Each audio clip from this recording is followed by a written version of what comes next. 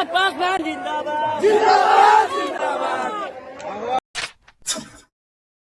चिराग पासवान के चाचा और मोदी सरकार में फूड प्रोसेसिंग मंत्री मिनिस्टर पशुपति पारस को कल पासवान समाज के मेले में, या यूँ कहें कि बाबा चौहरमल महोत्सव जो होता है मोकामा के चाराडीह, वहाँ से पशुपति पारस को खदेड़ के भगा दिया। भगाने वाले कोई और नहीं थे, पासवान समाज के ही लोग थे, क्योंकि बाबा चौहरमल की जो जयंती होती है और उस अवसर पर जो समारोह होता है चाराडीह मोकामा में, वहाँ लाखों की संख्या में पासवान समुदाय के लोग पहुँचते हैं और वहाँ एकत्रित होते हैं, बाबा चौहरमल को श्रद्धांजलि देते हैं।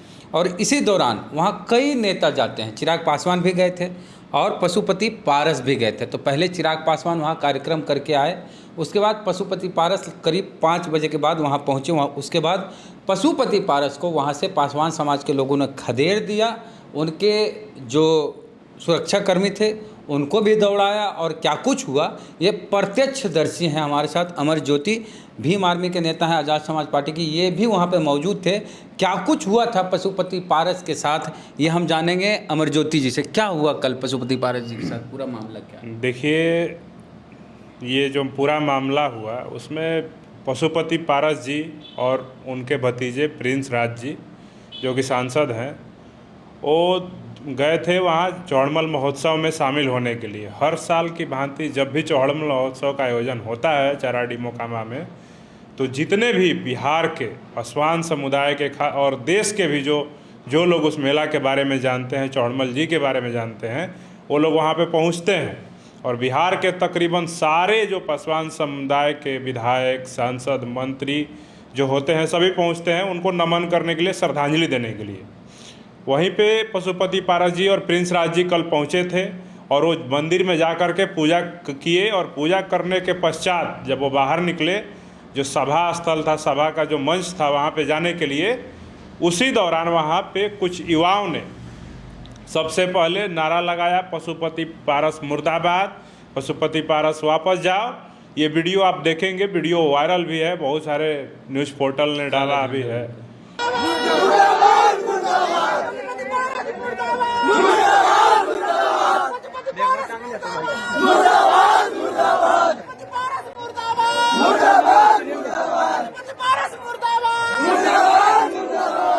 चिराग पासवान जिंदाबाद। काला झंडा भी जी, काला झंडा भी दिखाया गया था। बहुत सारे जो लोग थे, जो युवा थे, खास करके वो 20, 22, 25 साल के जो युवा थे, वो काला गमछी जो लिए हुए थे, उन्होंने काला गमछी भी उनको दिखाया विरोध के तौर पे और उनको वहाँ से जाने के लिए मजबूर कर दिया। यहाँ तक कि उनके साथ धक्का मुक्की भी किया गया। इनके साथ पशुपति पारस जी के साथ और प्रिंस राज जी के साथ। तो वो लोग अपने अपने गाड़ी में बैठ गए, सुरक्षा कर्मियों के सुरक्षा। भाषण दिए कि नहीं? भाषण नहीं दिए। भाषण देने के पूर्व ही उनको सभा में स्थल पे मंच पर जाने के पूर्व ही मंदिर से जब वो नमन करके निकल रहे थे, उसके पश्चात ही उनको वहाँ से दौड़ा दिया गया। वहाँ के पासवान समाज के जो युवा थे, जिनके अंदर आक्रोश था, वही आक्रोश रामविलास पासवान जी की जो पार्टी थी, लोक जनशक्ति पार्टी, उसको टूटने को लेकर आक्रोश था, या फिर रामविलास पासवान जी के बेटे के चिराग पासवान जी का अपमान करने को लेकर जो आक्रोश था, उसको लेकर के वहाँ से पशुपति पारस जी को भगाया गया। जिसके बाद सुरक्षाकर्मी उनको बचाने का प्रयास किए तो सुरक्षाकर्मियों से भी धक्का मुक्की की गई है। ऐसा क्यों हुआ? देखिए, ऐसा क्यों हुआ मैं आपको बता देता हूँ। जो भी हुआ ये निंदनीय है और ऐसा नहीं होना चाहिए था। लोकतंत्र में सबको अधिकार है किसी को भी नमन करने का, किसी को भी जा कर के श्रद्धांजलि देने का। और मैं आपको बता देता हूँ कि चौहरमल चाराडीह जो महोत्सव होता है वो पासवान जाति का महोत्सव होता है और सारे पासवान समुदाय के जो लोग हैं उनका महोत्सव होता है, न कि किसी पार्टी का महोत्सव होता है। और चाराडीह मोकामा मेला किसी पार्टी विशेष का नहीं है। चौहरमल जी पूरी पासवान जाति के थे, पूरी बहुजन समाज के सिरमौर थे। वो उनको एक पार्टी से जोड़ करके किसी भी नेता का विरोध करना सरासर गलत है। अगर इसमें किसी भी पार्टी के कार्यकर्ता अगर संलिप्त पाए जाते हैं तो उन पर कार्रवाई होनी चाहिए, जांच करके वीडियो फुटेज के आधार पे जांच करके उनके ऊपर कार्रवाई होनी चाहिए। अगर विरोध करना ही था तो मैं बता देता हूं कि जितना पशुपति पारस जी ने दलित समुदाय का, पासवान समुदाय का नुकसान नहीं किया है, उससे कहीं ज़्यादा भाजपा ने नुकसान किया है। उसी मंच पे मैं देख रहा था कि वहाँ पे भाजपा के नेता आकर के भाषण दे रहे थे और वाहवाही लूट रहे थे।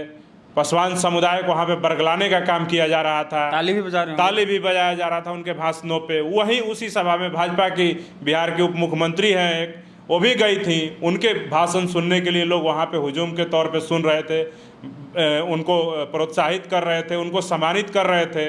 तो अगर विरोध करना था तो उन भाजपा के नेताओं का भी विरोध करना चाहिए था, जो कि दलित समुदाय खास करके बिहार में पासवान समुदाय को बिहार की सरकार और भाजपा की सरकार ने जिस तरह से नज़रअंदाज करने का काम किया है, उनके पीठ में छुरा घोंपने का काम किया है। पासवान समुदाय के गौरव थे रामविलास पासवान जी। उन्होंने, मैं आपको बता देता हूं कि सदैव वो बाबा साहब अम्बेडकर और जगजीवन बाबू और दलित समुदाय का इतिहास, विरासत बचाने की लड़ाई जो हमेशा लड़ते रहे। आपको मैं बता दूं कि जब संसद में बाबा साहब की मूर्ति नहीं हुआ करती थी, उसके लिए भी रामविलास पासवान जी ने संसद में आवाज़ उठाया था, जिसके बाद वहाँ पे बाबा साहब अम्बेडकर की मूर्ति लगवाई गई थी। जगजीवन राम जी के निधन के पश्चात जब जगजीवन राम जी के घर को खाली करने का फरमान कांग्रेस की सरकार ने जारी किया था, उस समय भी रामविलास पासवान जी ने जगजीवन राम के घर को बचाने के लिए, जगजीवन राम जी के आवास को बचा करके जगजीवन राम शोध संस्थान प्रतिष्ठान के नाम से स्थापना करवाने में रामविलास पासवान जी का अहम योगदान था। अगर पासवान समुदाय में गुस्सा था रामविलास पासवान जी के आवास को खाली कराया गया, तो इनको पहले भाजपा के नेताओं का विरोध करना चाहिए था, उसके बाद पशुपति पारस जी का करना चाहिए था। क्योंकि भाजपा और नरेंद्र मोदी की सरकार ने 12 जनपद, जहां पे रामविलास पासवान जी पूरे परिवार के साथ रहते थे, और वो 12 जनपद एक आवास नहीं था, वो बिहार के दलितों का, पिछड़ों का एक बिहार, दिल्ली में जो जाते थे इलाज कराने, कोई अपना काम कराने, कहीं घूमने ठहरते थे, तो वहाँ ठहरते थे। अच्छा, ये जो कल हुआ, तो क्या ये लोजपा रामविलास के कार्यकर्ता थे या चिराग पासवान के सिर्फ समर्थक कहा जाए? देखिए, लोजपा रामविलास के कार्यकर्ता हमें नहीं लगता है कि चिराग पासवान जिंदाबाद। जी, चिराग पासवान जिंदाबाद का नारा देखिए, भावनात्मक तरीके से जो युवा हैं वो चिराग पासवान जी के साथ जुड़े हुए हैं और उनको लगता है कि इनके साथ गलत हुआ है, तो वो कार्यकर्ता नहीं थे, क्योंकि वो पार्टी का ना झंडा लिए थे ना कुछ भी, उनके साथ पार्टी का समर्थक था। वो नादानी में वो गलती कर दिए, तो ऐसा गलती दोबारा नहीं होना चाहिए था।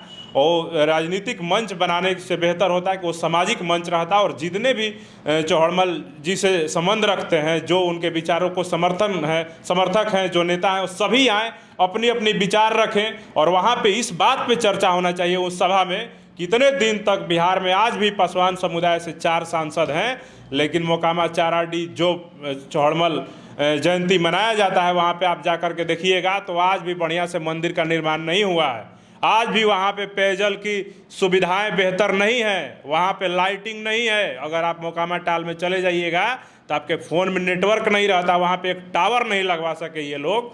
तो ये लोग वहाँ पे इस सब बातों की चर्चा नहीं करते। वहाँ पे जाति और पार्टी और विरोध के नाम पे ये बाबा चौहड़मल को बदनाम करने का शर्मनाक हरकत किया जा रहा है। तो सबसे पहले इन जो नेता हैं बिहार के, बहुत सारे 4 सांसद हैं पासवान समुदाय के हैं, बिहार सरकार में मंत्री हैं, उनको ये सब सोचना चाहिए कि वहाँ पे सुविधाएं बहाल करवाएं और उसको एक राष्ट्रीय पहचान दिलवाने में बाबा चौहड़मल का जो चाराडी मोकामा जो स्थल है, ऐतिहासिक स्थल है, उसको राष्ट्रीय पहचान दिलवाने का काम करें, न कि इस तरह की गंदी राजनीति करके उसको बदनाम करने का काम करें। चलिए, तो वो चाराडी वही चाराडी है जहाँ पर कभी रामविलास पासवान जी को भी काला झंडा दिखाया, और दिखाने वाले कोई और नहीं, पासवान समाज के लोग थे। 2018 में जब कि सुप्रीम कोर्ट ने SC/ST एक्ट में बदलाव किया था, पूरे देश में आक्रोश था इसको लेके, और उसी दौरान रामविलास पासवान चाराडी गए थे। उस दिन चिराग पासवान साथ में नहीं थे, उस दिन रामविलास पासवान को काला झंडा दिखाया गया, और झंडा दिखाने वाले लोग आज चिराग पासवान के साथ हैं। तो अपने समाज के नेताओं को इस तरह अपमानित करना कहाँ तक सही है? आप उनके विचार से सहमत नहीं हैं तो आपके पास वोटिंग राइट है, आप वोट करके आप उनको दिखा सकते हैं कि हम किसके साथ हैं। और इस तरह से काला झंडा दिखाना, बोतल फेंकना, तो आप उन पर जानलेवा हमला कर रहे हैं, जो कि कहीं से भी संवैधानिक तरीका नहीं है। काला झंडा दिखाने तक ठीक है, लोकतंत्र में छूट है, अब बोतल फेंकना, मारने के लिए दौड़ाना, ये उचित नहीं है। और भी अपने समाज के नेताओं का विरोध करिए जुबान से, हथियार से नहीं, बोतल शीशा और ये सब से नहीं। तो जो कुछ हुआ वो निंदनीय है, गलत है, चाहे आप किसी के समर्थक हो। बिल्कुल। ये जो आपने कहा सही बात है। 2018 में जो 2 अप्रैल का आंदोलन हुआ था SC/ST एक्ट को लेकर के, उस समय रामविलास पासवान जी का भी वहाँ पे विरोध हुआ था SC/ST एक्ट को लेकर के, जो उनका बयान आया था और वो चुप्पी साधे हुए थे। जिस तरह से नरेंद्र मोदी की सरकार ने SC/ST एक्ट को ख़त्म करने के लिए सुप्रीम कोर्ट के माध्यम से जो फैसला लिया था, उस पर रामविलास पासवान जी की चुप्पी के पश्चात मोकामा के चाराडी, उसी मेला में जहाँ पे कल पशुपति पारस जी को दौड़ाया गया है, उसी मेला में उनका काला झंडा दिखा करके विरोध किया गया था। लेकिन मैं आपको बता देता हूं कि वो विरोध एक प्रतीकात्मक विरोध था, काला झंडा दिखाकर सिर्फ विरोध किया गया था, न कि रामविलास पासवान जी को धक्का मुक्की करके उनको भगाने का प्रयास किया गया था, और न उनको जलील करने का काम किया गया था, न बेइज्जत करने का किया था। लोकतंत्र में अधिकार सबका होता है। अगर आप देखेंगे कि संसद के अंदर, विधायिका के अंदर, विधानसभा के अंदर अगर कोई सदस्य या कोई पार्टी अगर सरकार की नीतियों से सहमत नहीं होती है तो वहाँ पे भी काला झंडा दिखाने का काम किया जाता है, वहाँ भी विरोध करने का काम किया जाता है, लेकिन लोकतांत्रिक तरीके से। एक अभिभावक मानते थे रामविलास पासवान को, इस तरह से उनको काला झंडा दिखाए कि हमारी बात सुनिए और कहिए वहाँ दिल्ली में कि उसी मोकामा के चाराडी मेला में जहाँ पे रामविलास पासवान जी का विरोध किया गया, मैं कल वहाँ खुद मौजूद था। मैं देखा कि उसी मोकामा के मेला में वहीं उसी समाज के लोगों ने वहाँ पे रामविलास पासवान जी की प्रतिमा भी स्थापित कर दी है, वहाँ पे उनकी मूर्ति लगाई है। तो ऐसा नहीं है कि विरोध का तरीका लोकतांत्रिक तरीके से होना चाहिए, ये गलत तरीके से किसी को धक्का दे के, बेइज्जत करके, दौड़ा करके बिल्कुल नहीं होना चाहिए। चलिए, तो पूरी घटना को लेके आप क्या सोचते हैं, प्रतिक्रिया कमेंट बॉक्स में ज़रूर दें। और चैनल को सब्सक्राइब नहीं किया यूट्यूब को तो घंटी बजा कीजिए, फेसबुक पे वीडियो देख रहे पेज को लाइक फॉलो नहीं किया तो कर लीजिए। जय भीम, जय भारत।